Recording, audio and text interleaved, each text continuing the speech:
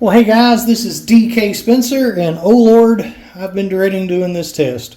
I've been dreading it because I know that no matter how it goes, there's going to be arguing about it, and I'm going to let you guys have fun and talk about it in the comments because, hey, quite frankly, that just makes it, kick up more in the algorithm and give me more views. So I'm going to try to stay out of it other than just showing you whatever happens. So we've got two kinds of rounds here. These are the AR Tactical Less Lethal Joules, and then we've got the Less Lethal Ballistics Smasher XLs. So we're going to shoot these through a Mercury Rise IntruBuster, which is the exact same thing as the Defense Innovation X-68 Pistelle. This is a Gen 1, but I have upgraded the O-rings. Seems to be pretty doggone reliable. As long as you don't cross thread the doggone thing, that's the big thing you got to watch out with on these, I think, anyway. But that's a topic for a different discussion. So what we're going to do, let's first look at the weight. So the Smashers, 8.64,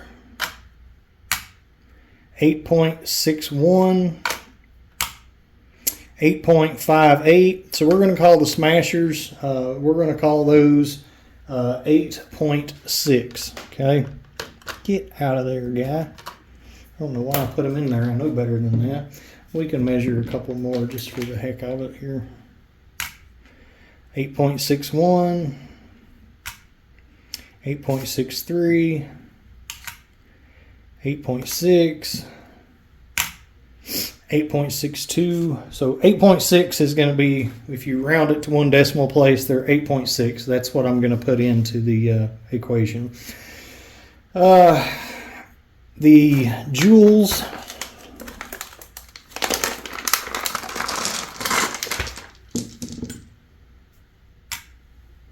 $8.19, so 8.2, 8.2 on the dot, 8.17, 8.2 on the dot, 8.17, 8.2, 8.21,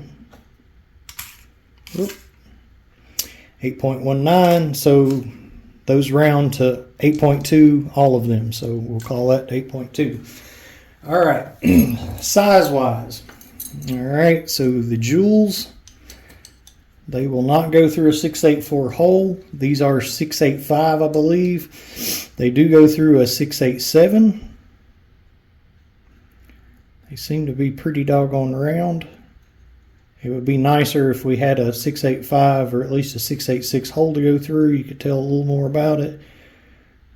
But I'm trying to look and see if the amount of light that I'm seeing through it changes as I turn it. I'm not seeing that really. So they do seem to be pretty doggone round. People have asked about a seam.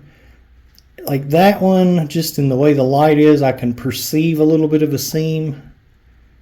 Barely can feel it. Most of them I can't even find a seam on. I see two there that I can see a seam on.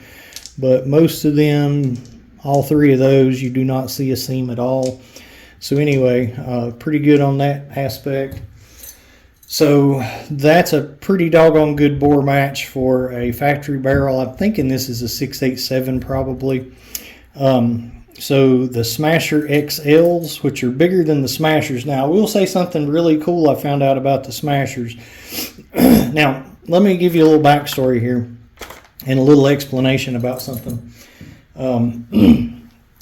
I traditionally use the 9.9 or 10 gram riot balls. When I started out doing this, I was making M17s and CQMFs with 6.83 14-inch barrels and whatnot. So I used a lot of 6.83 Lapco barrels. And then I've also, as years have gone by, I've started using a lot of the Home Defense 24 barrels, either on the M17s or on the FSCs and those variants. So the reason I use those instead of, like, say, the Grimberg Joule V2s and V3s in a lot of videos is not because I necessarily like these better. It's just that the V2s and V3s are bigger than what the barrels that I use in most of my builds can handle. They're too big. So it's, I don't want anybody to think, it's a slight against Grimberg for not using their ammo. I do use it in stuff that it fits, but I've just got really used to using these because most of the stuff I made, the Grimberg stuff didn't fit in. I do talk about Grimberg a lot in my videos because I use the Grimberg 12-gram mags. I use the Grimberg O-rings. You guys have seen I've done several videos on this Grimberg ammo that I really, really love. That's the Kinetics, the pepper and tear gas mix, which are really awesome. So, and I only bring that up because there's been a lot of discussion and quarreling and stuff on especially on the Facebook groups about different ammo and people buying from this person or this person and whatnot. So I'm just putting that out there. So, but getting back to what I was going to say, I was pleasantly surprised to see that these actually will fit in a VKS factory barrel. These won't, and the Grimberg ammo won't either. So these are actually a better bore match. Now there's a tiny bit of resistance going through a VKS barrel. Like the weight of just like a stick on top of it will knock it down. So I actually have some of the original smashers coming to test. I'm going to test between the XL and the original in a VKS. But it's going to be a better bore match than that ammo for a VKS factory barrel, or for a 685 if anybody is lucky enough to get some of the power barrels that me and Charles Woods from Merciless Lethal designed that Lapco made. So anyway, that's kind of cool. I will say another thing about these real quick. There was a couple people that had some of these split apart and break. But Glenn wanted me to let everybody know that they have changed the ball inside of these, so it's no longer a smooth ball. And that actually makes sense. If you have like a really smooth steel ball bearing, the coating is not going to stick to it as well as something that's like, rough. So they have switched that. So hopefully these will hold up, pretty well in the test because of that. And these are the newer versions that I have. So there you go. There's that. Now let's see here. So these are going to fit through a 684. Now it's kind of getting a little stuck in that one. Well, it's just depending on which way you turn it. So if you turn it that way, it goes through really easy. You turn it that way and it stops. So honestly, not perfectly round, but you see that with a lot of ammo. Is it enough to matter? Hopefully not. I don't think it will be. But, I like to cover all the bases. I try to be extremely fair. I don't have a dog in either one of these races. We make BK Kinetics, which are shaped projectiles. And, a lot of stuff doesn't shoot shaped projectiles, but if it does and, you got it set up the right way, it's a whole different ball game. So I have, these are, I'm completely independent of both of these companies. So I just want to put that out there. I don't have a dog in the race. All right. So I'm going to try to shut up now. We're at 8 minutes, so hopefully before you've complained, you've just fast forwarded.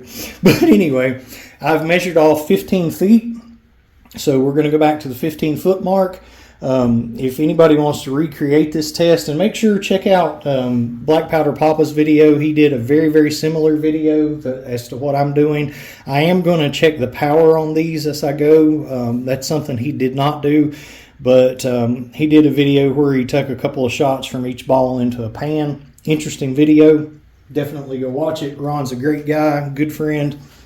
So I'm using a different pan. He was using a much thicker pan. I'm going to use the same kind that I've used for years now, which are the cheapest Walmart pans you can buy. I believe I paid $2.68 each for these. We are doing 2 pans put together so that they won't just go right straight through them.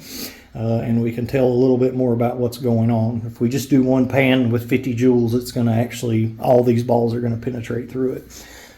So without any further blah, blah, blah, blah, blah, let's get to it. Wait a minute. I forgot. We got to get the gun ready. All right, so CO2, I'm going to go ahead, give a little silicone spray, drop in the CO2. Make sure you get this baby lined up before you do it, or you will screw it. All right, so let's start with the smashers. Why not?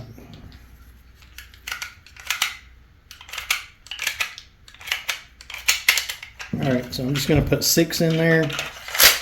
So these are 8.2 grams. I will calculate each one individually between shots. And yeah, let's back up. Back. I normally don't take you guys this far back with the camera, but for the purpose of this test, I want people to actually see me shooting and everything. So there's that. We're going to pierce on camera. All right. And I'm going to try to hit those 3 little marks that I've put on there. If I can get my glasses out of the way.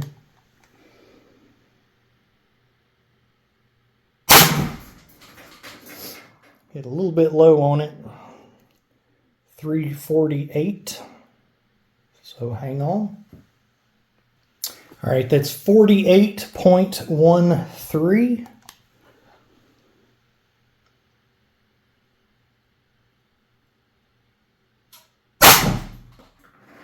Nailed that one. 350. That's 48.16. No way, is that right? Hang on. 48.68. 48.68. Now I did a test, a short, the other day with the other ammo we're going to test, the AR Tactical Joules. And I was hitting in the 50, I think 50 with those. So anyway, so it's kind of one reason I wanted to go first with these, in case there's any. I'm going to give it plenty of time to warm back up in between this. So, but that is important if you're doing this testing to make sure you do that.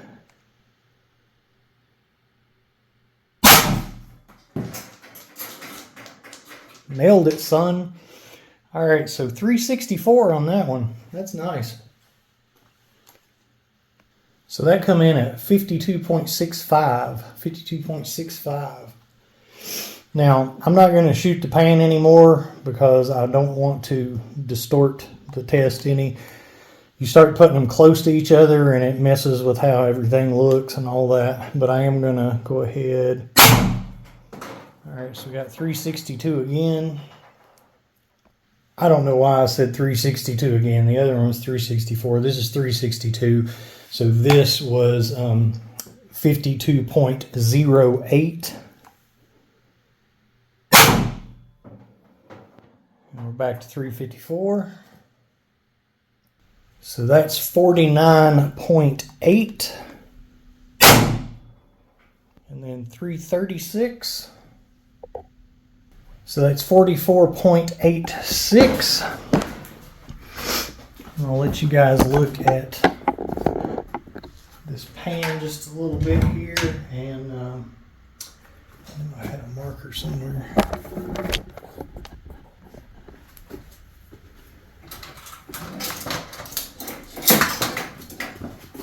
I don't know why that I hit that one so low.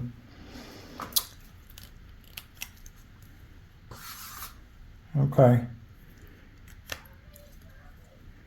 That cracked, and that cracked.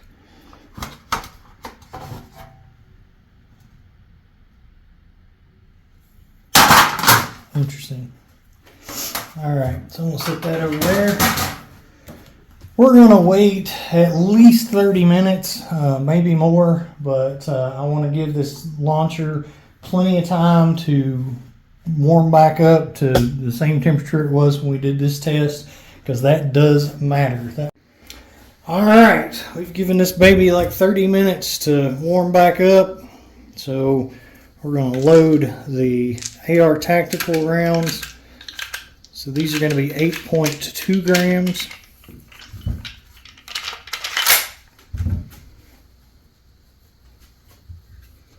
We'll give a little spray of Earl in there.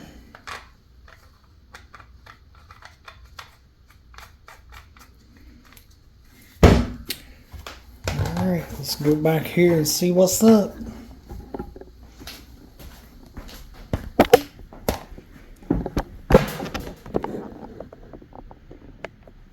Alright.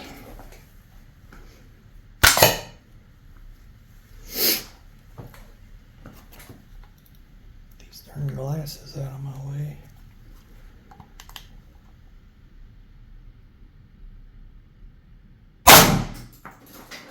Nailed it.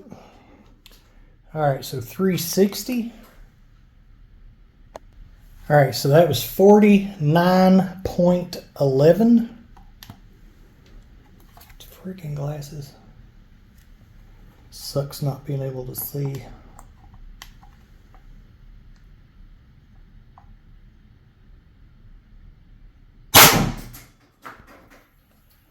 Dang. Dang, 376. Hit a little low on that one. Ooh. That looks serious. So that was 53.57. 53.57.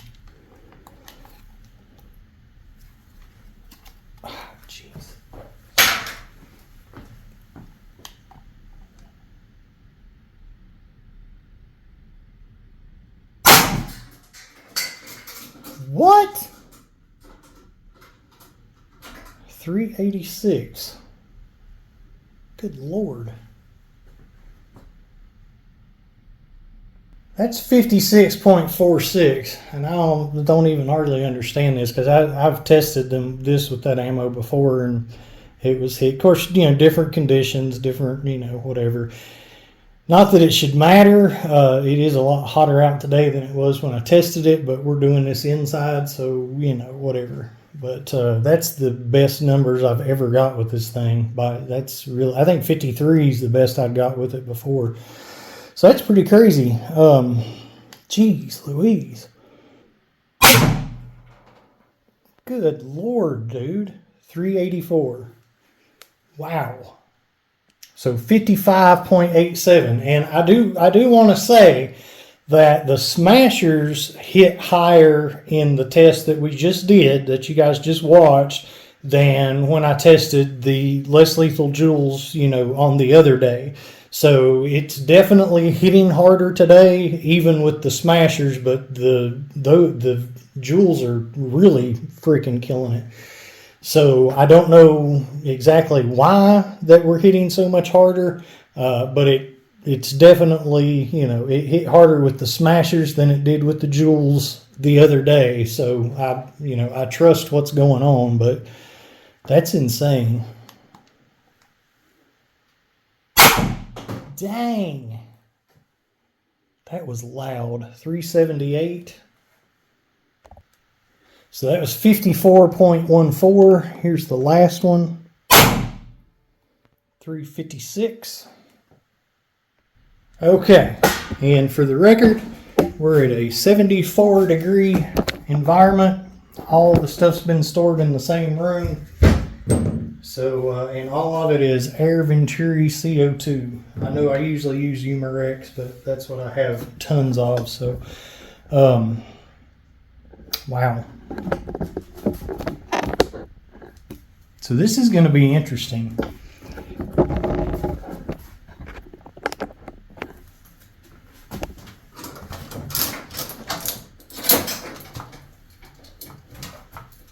So let's, to avoid any confusion, those are Joule.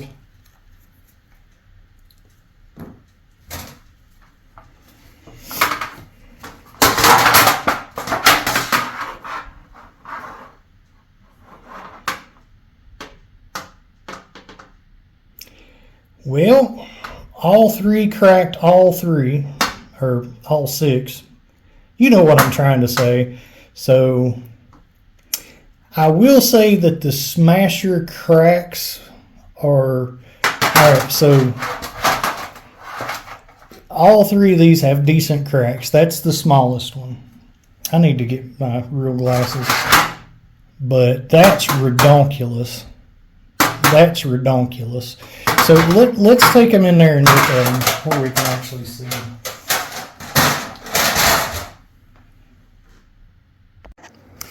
All right, guys, so I just wanted to give you a quick little visual representation here, and I wanted to pull up the results from 330. So this is a short I did on 330 with the same X-68 launcher, same barrel, same CO2, same room of the house, temperature set the same, and that's what we got. So as you can see, the very best one I hit in that test was 50.76. So you can see the Smasher XLs today actually hit better than my best numbers on that day with the Joules. But then obviously today we hit all the way up to 56.46. Interestingly enough, the first shot of the Joules was actually stronger on 330. And that baby just kept on climbing. So anyway, and as you see here, it, climbed and then dropped. Here it climbed and then dropped. And here it climbed a little bit and then started dropping. But anyway, so there's all that. Good times. I'm glad we spent this time together. So this is such an interesting test that I came up to the kitchen upstairs. I never shoot videos up here, but I just had a lot more room up here. This was interesting. This is very, very interesting. So I am going to let you guys, because I know that when it comes to looking at this, that different people are going to interpret it different ways. So I am actually going to bow out of declaring a winner with this, and I'm just going to show you guys the facts and a little bit of commentary, and just let you guys argue about it and boost my views. So I'm serious, but anyway. So, and guys, like this freaking video, seriously. That's all I got to say about that. Like the video. All right, so these are the Joules, okay? So we're going to look at every aspect of this, every side of this, but so I'm just going to, that's the Joules from the front, okay? And that's the Joules from the back of the second pan, okay? So nothing cracked the second pan, so there's that. All right, so here are the Smashers from the front, okay? Now, one little commentary I will add, I hit low on this one. Now, I hit low over here too, but I got to looking and I actually put my marks a little bit higher on this one. So if you measure, just do the old super complicated finger measure, but if I put my finger to it, that's how far it was from the crease. And if I put my finger on this one, you can see it's closer to the crease. So one thing to be noted, if you shoot something close to a crease, you're going to get more damage because of the different composition. Not a huge difference in where the amount it hit, but that is a little bit. So you guys factor that in. I know in Black Powder Papa's video, one of his hit really close to the crease and it did really good damage. But when you're that close to the crease, that's kind of to be expected. This one's not near that close to the crease, and that did thump that pan pretty good. So anyway, so let's flip these over. So again, here's the back side of this.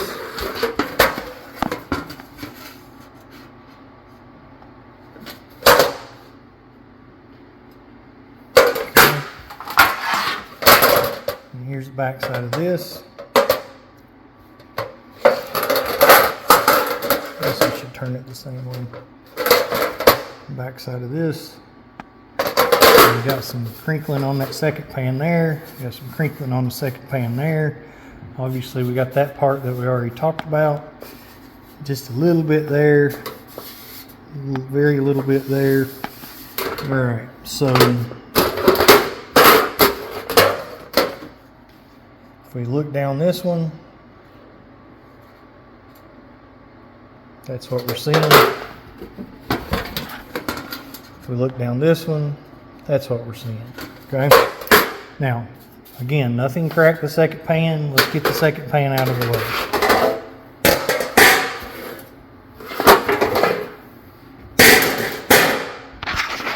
All right. If we're looking at the cracking of the pan,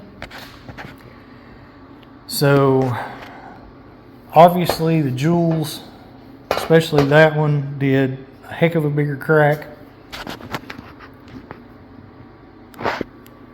So I find it kind of interesting though that the smallest crack on the smasher ammo is actually bigger than the smallest crack on this. So, and this was, you know, pretty much every shot about it was, you know, more powerful. And that's, you know, it's just a better bore match for that barrel. Again, this stuff is not a one size fits all. I would love if these both would fit in a VKS, but it's going to be hard to find anything to test these two against each other that's really that fair, because most stuff has a bigger barrel and these are even bigger than Grimberg's ammo. So bear that in mind. Your middle crack on this one is actually just a little bit bigger than the middle crack on this one, as far as the gaping size of the hole there, as you can see. And obviously that one just about went through that baby. But anyway, there's all that. I think we've kind of covered this side, but we'll hold it up and see what you can see through them.